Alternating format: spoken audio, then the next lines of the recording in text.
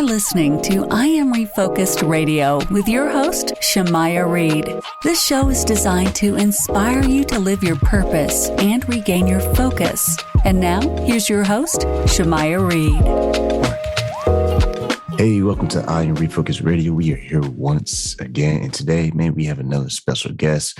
We're going to be talking to Katrina Williams. She's doing amazing things, and I just want everyone to know that this is all for a great cause. She's doing great things with her community. We're going to learn everything that she's doing out in LA and what she's doing to help defeat the homeless issue. I just want to first welcome Katrina to the show and say, how are you doing today? Thank you for having me. And actually, I'm doing okay today. That's good. That's good. So, man, tell us a little bit about yourself, everything that you do. You are involved with mental health and all that good stuff. Tell the audience a little bit about yourself first before we talk about your organization. Okay, well, my name is Katrina Williams, and I'm the CEO and founder of Changing the Faces of Homelessness.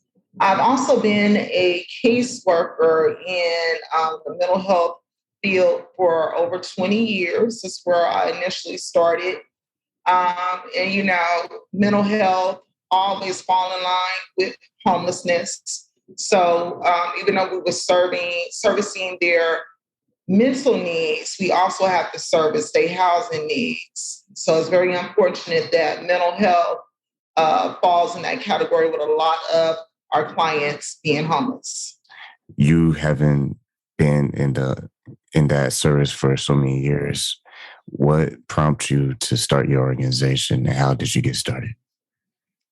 I started the organization because I relocated from LA. So I relocated from Phoenix to Los Angeles. I'm originally born and raised in LA.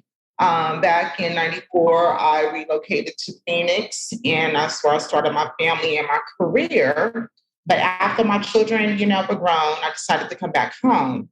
And I started working for Volunteers of America as a caseworker at the homeless shelter in Pomona. And on my caseload, I had a client named Gary Perez. Gary Perez was an actor from Hollywood, and he was suffering from alcoholism and homelessness. And Mr. Perez took his life October the 26th, 2019. And 2 days before he took his life, I had transported him down to College Hospital for detox. And when I tell you, he was really struggling with it. He wasn't struggling with change, but he was struggling with the aftermath of it. If I go through detox and then I go into rehab, what am I going to be looking at when I come out? Am I going to have a job? Am I going to still be homeless? And his fear was going through the process and then coming out homeless. And he had a phenomenal support team. We, of course, VOA staff and myself, but his best friend was Corey Feldman.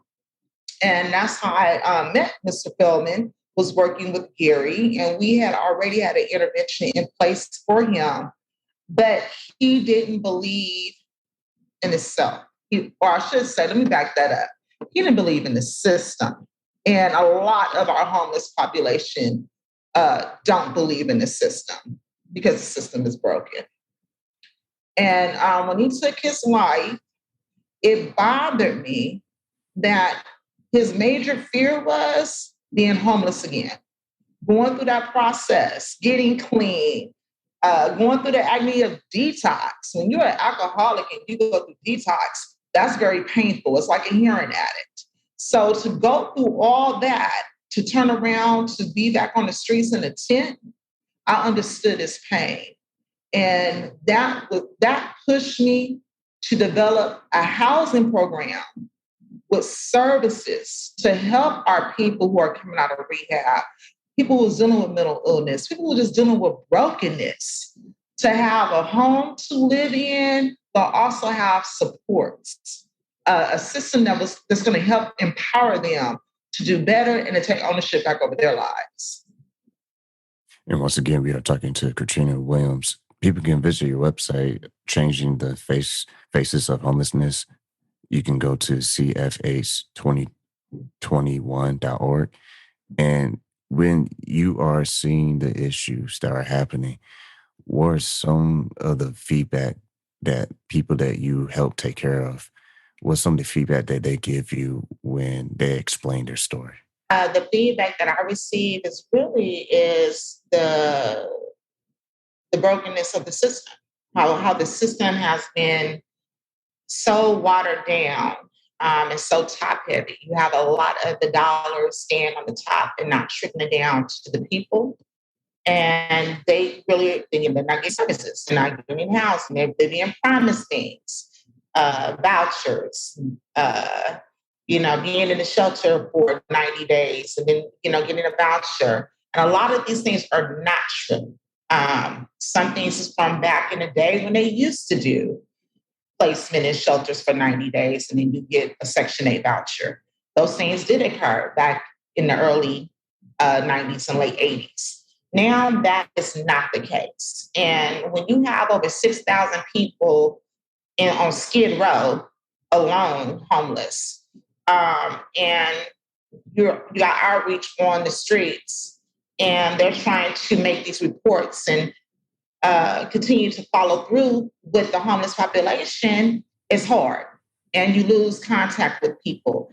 And we tell them that we're going to do these surveys and we're going to put them in this CS system and they'll get pulled for a voucher. But the truth is that when they go into the system, once we do that survey and we create that score, they sit in that system, in that CS system, for almost a year, sometimes a year, meaning that they're waiting for a voucher to get housed for almost a year. So we have to leave them on the streets for a year. So usually we lose report. By the time they come up, they never get pulled. We don't lose report with the client. And they're still living in their situation, which is homelessness. And we haven't did anything to change that individual life. All we did was provide false hope. And with that being an issue, are there individuals that have approached your organization to try to help correct that issue? Or are there ongoing meetings, maybe, as far as people who can help you? As far as I guess what I'm trying to get at is how can there be some connections made to help your organization, to help maybe facilitate that change that's desperately needed for those in need like that? Well, what my organization needs, we need sponsors. Because I go out here and I sponsor people off the streets, meaning that if they are ready to come off the street with a mindset ready to change, they have to be ready to take ownership back over their lives, because there's a lot of people that are homeless that's not ready. You have people that are in their addiction that cannot be housed. If you're currently using, you're not going to pay your rent. You're not going to follow through no program. So we can't house you. That is a whole different process. We have to deal with the addiction first, housing second. Same thing with mental health. We deal with the mental illness component first, housing second. But when you have the people who are out there who don't have those type of barriers hindering them to be housed right now, those are the ones I can't leave on the streets. So if I come across with them and I build a report and they say, look, I've been in this situation, I'm broken, I lost my job, my family, whatever it may be, I bring them into the program for free. And I sponsor them out of my own pocket. And we offer them the services that they need to get back on their feet, whether it's getting an ID, Social Security card, getting on GR, because here in California, there's a program through the county where they can get a shared housing voucher that would cover their fees here. So to answer your question, we need sponsors. So when we're out there doing our outreach, we can continue to take people off the beds at no charge, provide them services within 90 days to help them get back on their feet so they can take for their room and board fee. And they will be off the street. Because the homeless agencies, now I can tell you that right now, they're not doing that. But we are. And we're just a small agency. We're very small. But we're out there doing big things. When you can go out there and empower somebody's life, when you go out there and speak into someone's life, when you can go out there and give hope and show them that they can progress, you're doing big things. So we need sponsors to help us to continue to do big things, which is blessings increases with growth. And once again, we've been talking to Katrina Williams. If you want to make that donation and help her out today, you can go to their organization's website. That is cfh2021.org. And you also, on your website, you have testimonials of people who express positive changes in their lives, not just like you were touching on moments ago of just, thinking happy or thinking better, but actually taking action and doing better. What are some of the practices your organization uses to help just reprogram people's way of thinking so that way they can have a stronger chance to really change their lives?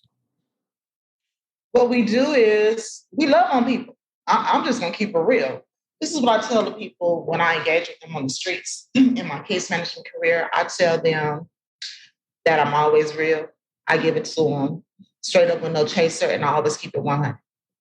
And I love on the people. And that's what it's all about in this day and time that we're living in. People are broken. No matter how you look at it, you don't even have to be homeless to be broken. When you're dealing with issues in your life, you're dealing with family issues, financial issues, it doesn't matter. Life is life, and life can cause you to go down some pathways that break you. And I'm here to tell you, it's a fact that as soon as you lose your house, I lost mine. I didn't have to be on the street, but I had to stay with family and friends and hotels until I was able to get back on my feet and get back into my own. Just that one day they came and locked my house up. When I tell you the depression set in, and I consider myself being well. But when you don't have a roof over your head, you don't have a foundation. When you don't have someone in your corner to listen, you feel unloved. So our program brings the structure with the stability and the love to help our residents meet their full potential. That's why you see those testimonials on our website, because I really come out there with my heart and my passion, and I love on the people. And I give it to them real straight up with no chasing. And when it comes to people, the community, not just in LA, but just here in the United States, what are some of the things that you see people have a misunderstanding about homelessness?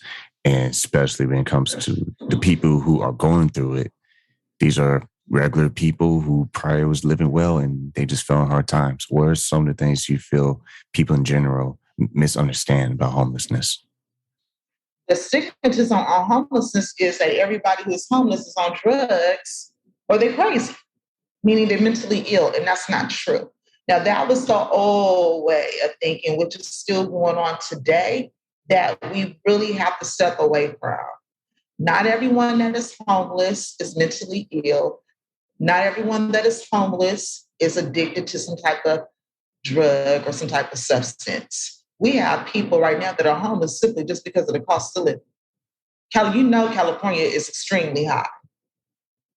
I have housed, when I was working as an outreach worker, the path out here in LA, I'm here to tell you, I think I housed over 20 people, permanently housed them in apartments. And the lowest unit I housed someone in, I believe it's like $1,650. And that was a studio. So can you imagine making $15, $16 an hour, but your rent is $1,650 a month? It's just no way. You can't do it. You got to work 2 or 3 jobs. So if you have a single mom who has 2 or 3 kids and she's trying to work 2 or 3 jobs, it's not going to work because somewhere she got to sleep, somewhere she got to go down to the school, somewhere she just can't be working 24/7, 365. But to be able to pay that rent, you're going to have to be making at least $25 an hour. And the most of our people are not making it. They're not. So you have that part of homelessness now. That percentage, that population is rising up. People are losing their jobs. We have the pandemic. You have the people out here in California, the cost of living is so high that they're working their tails off, but they can't meet the need. So they're homeless. Then you have the T group, which is children phasing out of foster care. They're 18, they're coming out of foster care, they have no structure, they have no stability, they have no guidance, and they're on the streets. So you have that population. Then you have the elderly population who's on a fixed income or who have worked all their life and receiving their retirement, and their retirement, let's just say, is $2,500 a month. But still and yet for a senior citizen unit is $1,700 a month. And most of our retirees or our disabled population is receiving $1,500 and below a month. So now you have the elderly on the streets. So we have to focus on meeting the dynamics of homelessness and move away from the stigmatism, which is the addiction and the mental illness, because that's not the factor anymore. Once again, still talking to Katrina Williams here on Refocus Radio. And when it comes to where you are in Los Angeles, are you receiving enough help from city officials and people who have power of influence, or is that something that you're hoping will get better in the future?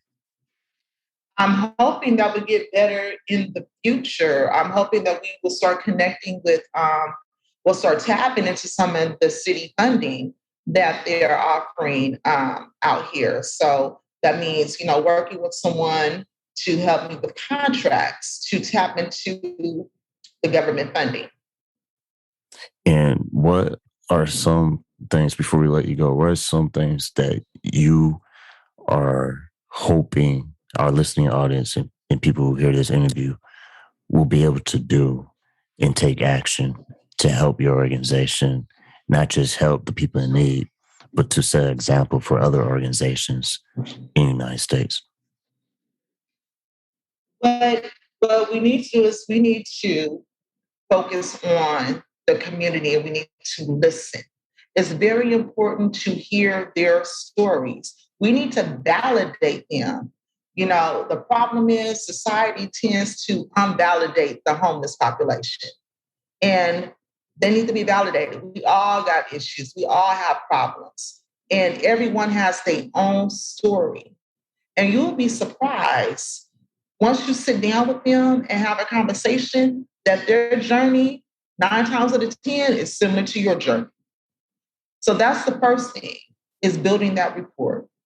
Once we build the rapport, we have to make sure that we're providing realistic services with real resources and tools to meet our community realistic needs. If we have individuals that are suffering from addiction, housing is not the key. We need to focus on the addiction. We need to talk about sober livings. We need to talk about rehab. We need to sit down and have real solutions and real plans with allowing the individual to guide you. Meaning, when I sit down with the client and we develop a house stability plan, they tell me their goals. My job is to help them navigate. It's to put resources and the tools in play so they can go out there and put the work in. It's a give and take. And once again, talking to Katrina Williams. And if you're listening right now on Focus Radio, go to the organization's website, that's cfh20201.org. And before we let you go, I want you kind of talk to the audience. You kind of touched on it, but I just want you to have the last say on this episode. Speak to the audience, speak to those who are listening. Maybe someone's listening right now and they can be the very one you need to set an appointment with and to reach some goals in the future. Talk to our audience what you would like to tell them and how they can keep in touch with you.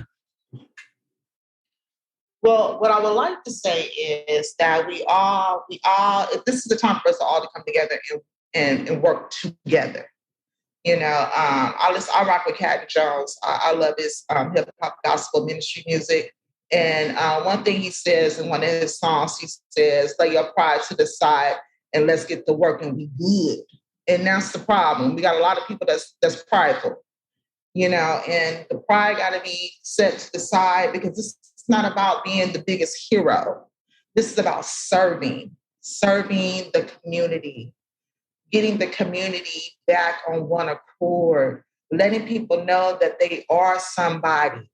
And I'm trying to tell you, I just went through something tragic this last month. I just lost my daughter in a car accident.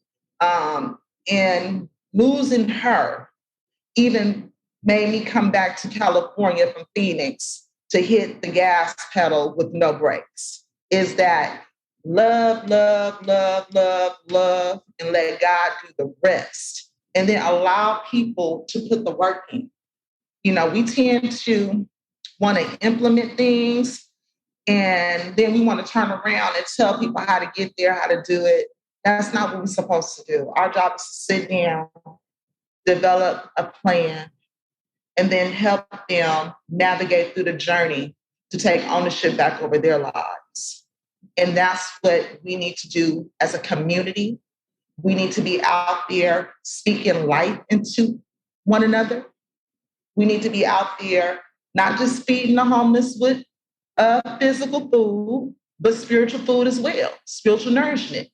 And I'm not sitting there being all churchy. I'm just talking about God is love. So you need to be speaking love to people so people can feel like somebody. We just had I do an icebreaker during our house meetings every week. And I asked them, what does the word love mean to you? And I was shocked that my youth, they was more outspoken than my elders. But every last one of them related pain with the love.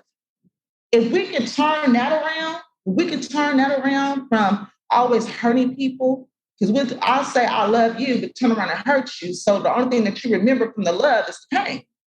But if we can flip that and start loving on people, we'll start seeing the difference in people. People will start getting up because people will start feeling good about themselves. That's what this is all about.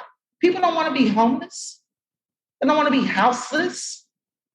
They want a home. They want stability. They want a family. They want a hot meal just like everybody else. But sometimes your pride will make you not ask for help. Your pride will make you not go on Skid Row to even speak life into someone because you're too busy condemning what they've been through. And one of my things I say in my videos, I say, I didn't come to play with you. I didn't come to play today. That's real. I'm on the streets. And I rock from my heart. And when we rock it from our heart, that's when you see progress. And I have seen nothing but progress in my career. Yes, have I lost some? Yes. Did some not follow through? Yes. But the ones that they did, even Mr. Gary Perez, that man wouldn't even come to an appointment.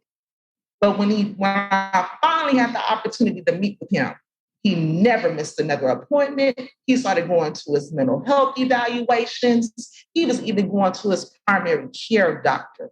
A man that couldn't even stand structure was now following structure because he had someone show him that he wasn't just a client. He wasn't just a participant, as they call him in the shelters. He was a human being that would show love with respect and dignity. It was the fear of homelessness that took him out of here. So we got to change the whole cycle, and it starts with us. Once again, listen to I Am Refocused Radio, talking to Katrina Williams. Visit the organization CFH20201.org that is changing the faces of homelessness. I want to thank you, Katrina, for being on the show today. And if people want to follow you on social media, Twitter, Facebook, how can they do that? You can follow us on Instagram at www. or www. or at I get confused with the social media, y'all. I'm sorry. CFH 20201 is our Instagram. So you can follow us on there. And then you can look us up on Facebook under Changing the Faces of Homelessness. And you will see a lot of our posts, a lot of videos, a lot of our events.